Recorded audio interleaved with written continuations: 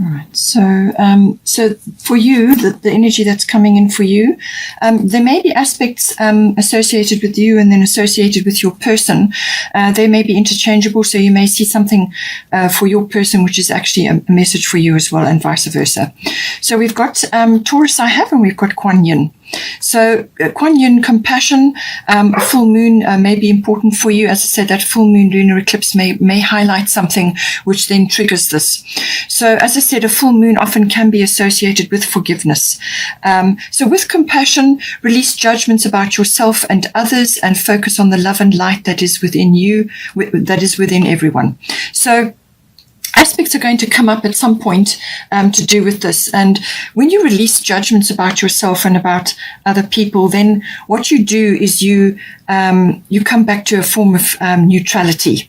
And that's a wonderful place to be, because then you can make decisions based on your instincts and your intuitions as opposed to an emotional reaction.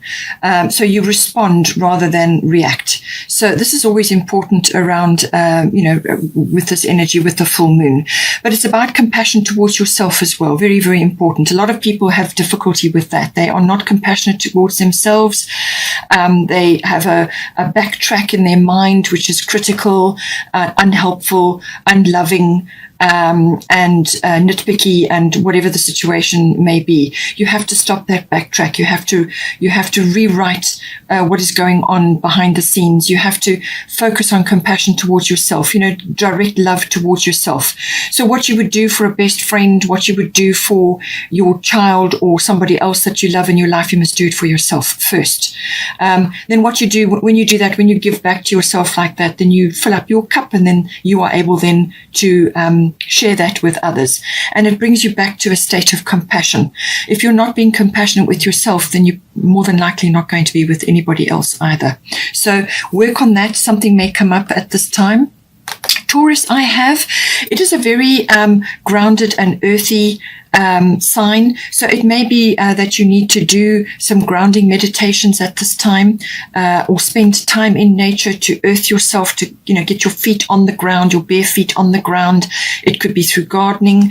It can be through any kind of activity which is land related, earth related, garden related. It could even be pot plants, whatever you've got around you. So earth yourself, get back, ground yourself, and get yourself in touch with nature. It could also be related possibly within your situation here, because your person has got fourth house, and this is Taurus. It could be that you are approaching a situation where you're changing house, or you're changing something around your living conditions. And or it could be related to your person, and you're somehow involved. Because Taurus can be about real estate, property, things like that, land, anything related to that may be coming up for you. And it's also about material things, your material possessions, but it can also be about ownership. So, what it is that you own, the accumulation of wealth, all of those things come in with Taurus. Now, it is a very sensual sign, so possibly that can also be coming in to do with the relationship, getting in touch with your sensuality. Taurus loves sensual things, luxurious fabrics, luxurious things around home comforts, creature comforts. All the comforts of home. That is very much a Taurian thing. And the Taurus energies, they don't like change. They like things to remain steady, and so that they can grow, stay still so that they can grow. But now it is a fixed energy, and Aquarius is also fixed. So it could be that you have a situation where you do need to grow in some way, and you may just have to be open to making a few changes at this time in order to grow. And so, with other people around you, perhaps there are different opinions, or you're having to help, get people in to assist you, or you're having to do a lot of things like juggling and changing things around. And this is where the compassion comes in for yourself and for others during periods where things can be a little bit stressful. But it is about the accumulation of wealth. Possibly that is an aspect that is coming up within your relationship. All monetary matters do come in with Taurus as well.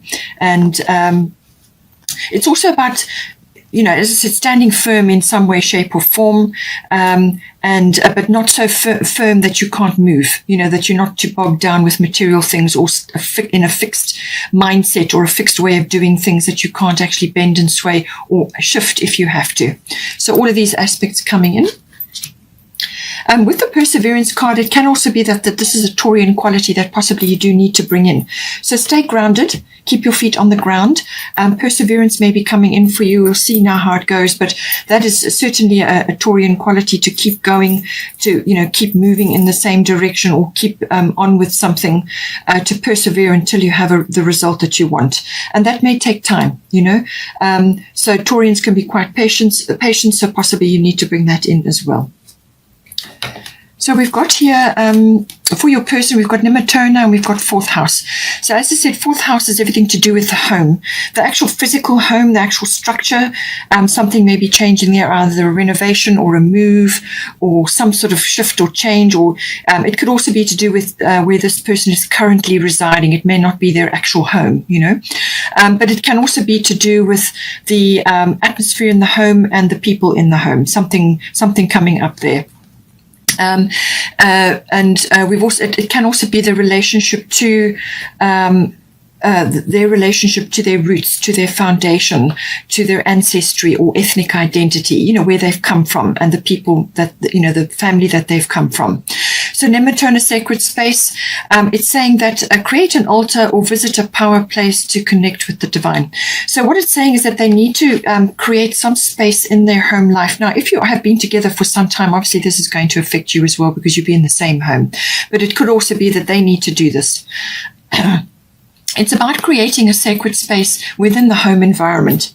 Now, this can just be a quiet, private space. It can be a corner in the home. It can be a mantelpiece, but just somewhere where you put your candles and your special things. It could be, crystals, candles, items that are abundant and memorable, or have special significance in some way.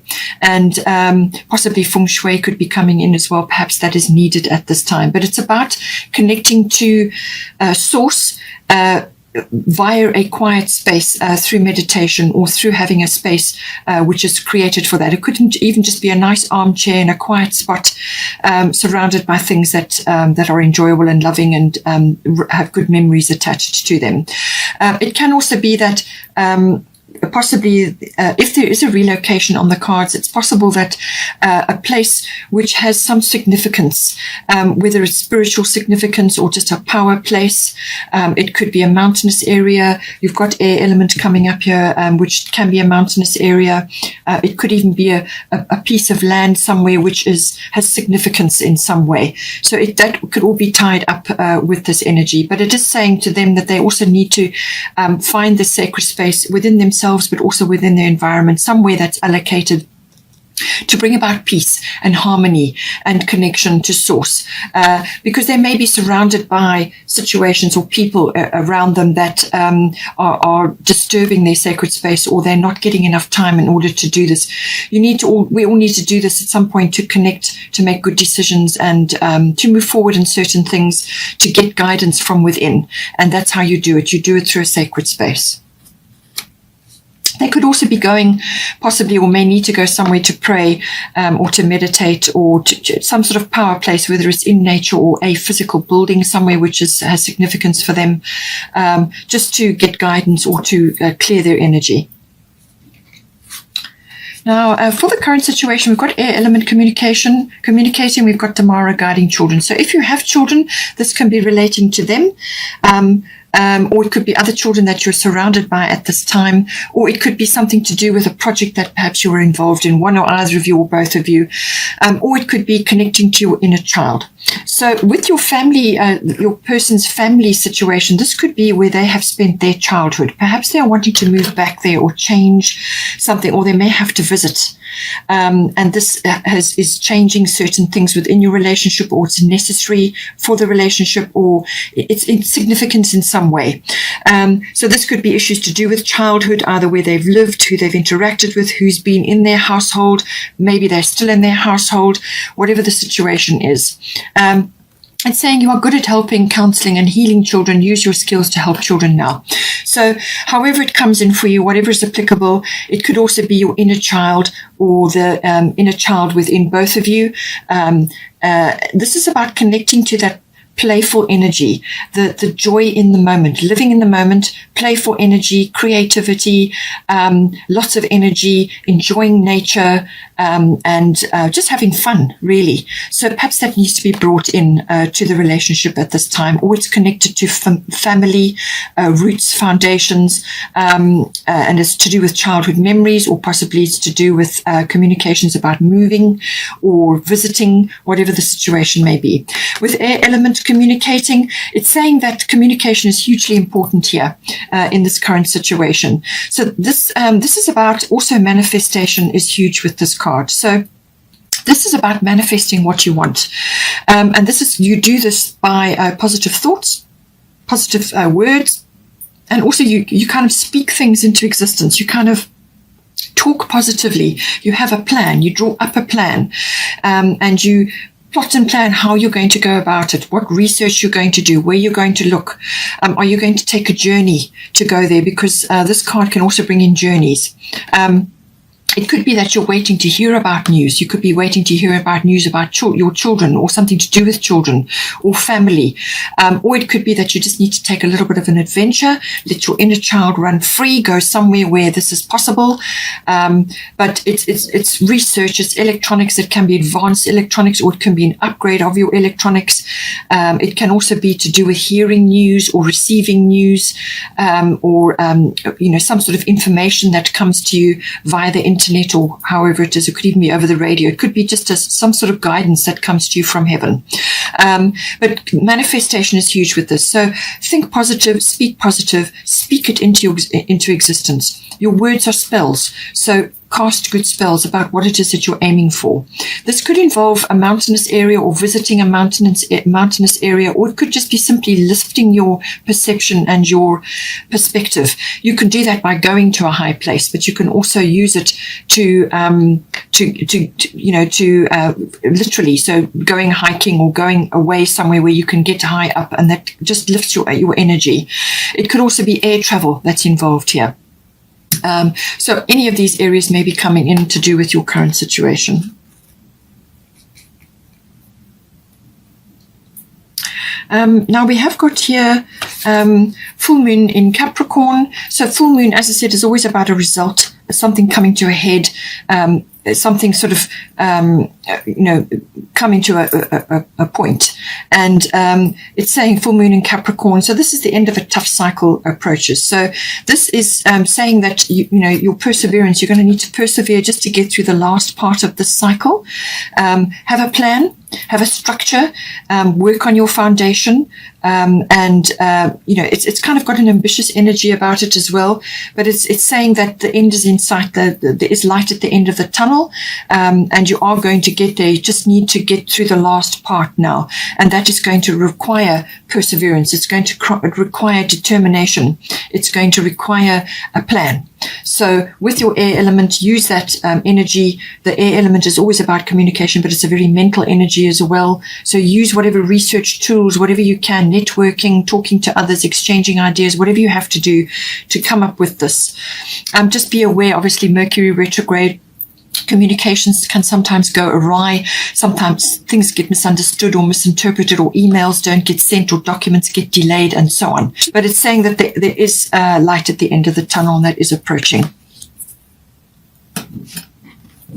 So your emotions may be high with the supermoon. Everything is magnified with this energy. But what it is saying is that whatever you plan, you come up with here, whatever you're trying to do, or whatever you're aiming for, that you're working towards with this perseverance. This is saying the success is going to come of this. It's either a big yes, or it's a successful outcome, or some kind of result which is going to be pleasing for you. So whatever it is that you're aiming for here, there is going to be a good result, but the emotions are high. So what you have to do is, in the meantime, as I said, keep yourself grounded. You've got the full moon in Capricorn, you've got the Taurian energy here, and then your person has got the sacred space energy. So pray, say your affirmations, speak positively, do your grounding, spend time in nature, have a plan.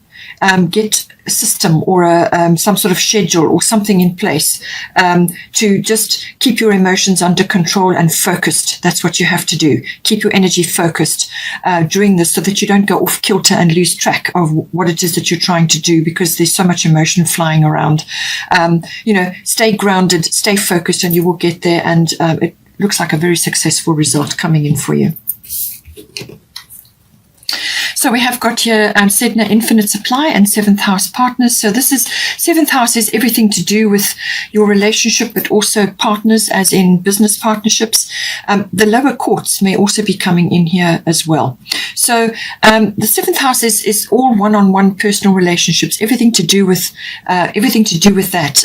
This is committed partnerships, committed relationships. So whether you are only just starting your relationship, it's saying that you're going to the next level.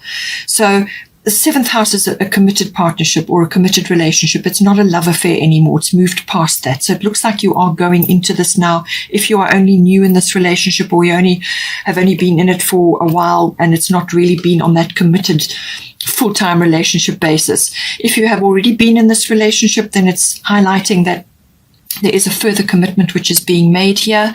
And so, that whatever work that you are doing, it's saying that this is coming on. So you may have to apply. As I said, you may have to, the end of a tough cycle. It could be to do with the actual relationship. Perhaps you have been through a tough cycle, and it's saying that, just keep going, persevere, do all the grounding and the whatever else we've talked about here to make sure that this manifests for you. But it all comes down to manifestation and positivity. Really, that is going to be your key here. It's also got Sedna Infinite Supply. You are supplied for today and all of your tomorrows. So any monetary concerns or material concerns or like security, anything like that, she's saying that you are supplied for today and all of your tomorrows. You will have a roof over your head. You will have enough to eat. You will have what you need.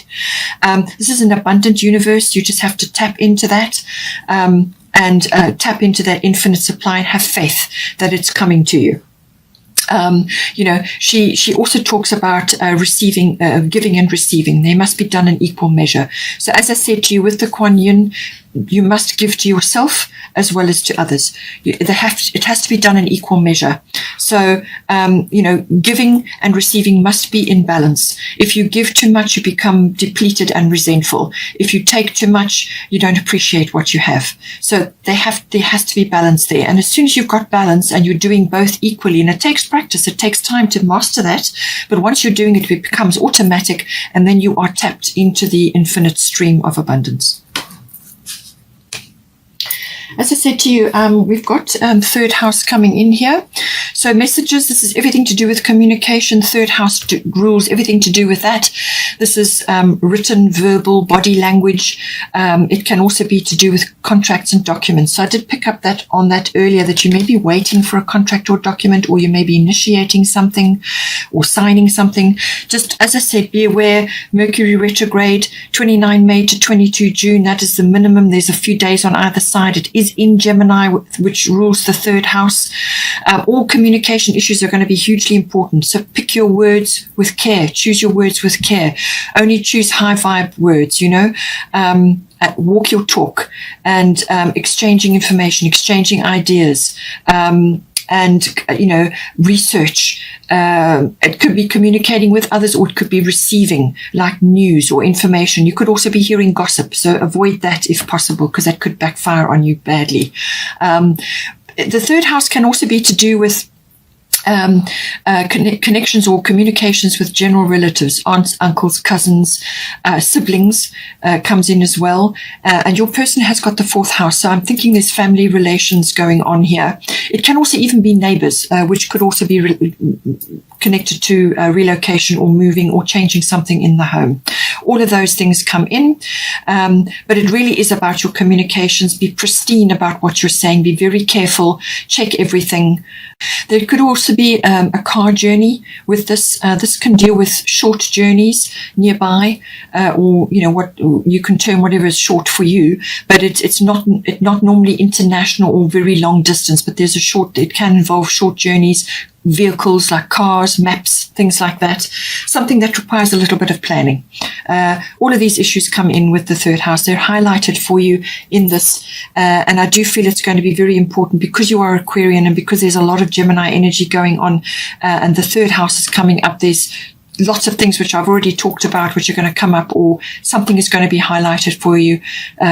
You could just also be having intense conversations with your person, or it's connected to your person or family members. You know, you can just see how it comes in for you.